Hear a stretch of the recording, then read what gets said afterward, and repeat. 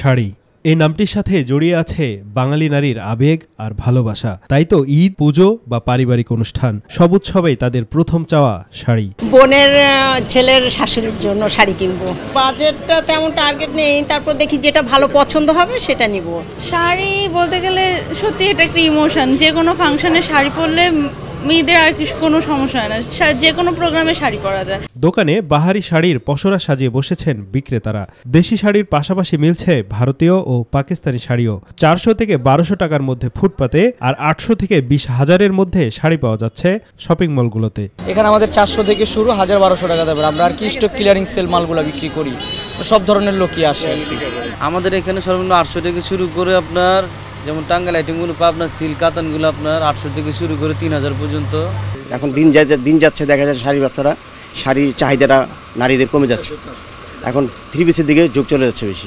বিক্রেতারা জানিয়েছেন নতুন প্রজন্মের শাড়ির প্রতি আগ্রহ কমেছে। তাদের ঝোঁক রয়েছে থ্রি পিস সহ ওয়েস্টার্ন পোশাকের প্রতি। এতে বিগত বছরগুলোর তুলনায় কমেছে বিক্রি। এটা এখন শাড়িটা হয়েছে অকেশনালি একটা ড্রেস হয়ে গেছে। এখন ঘরে ঘরে সবাই রেগুলার ইউজুয়ালির জন্য থ্রি পিসটা বেশিরভাগ প্রেফার করে। এবারে যে নাই সেটা না আছে মোটামুটি, তবে প্রত্যাশিতভাবে নয় আর কি।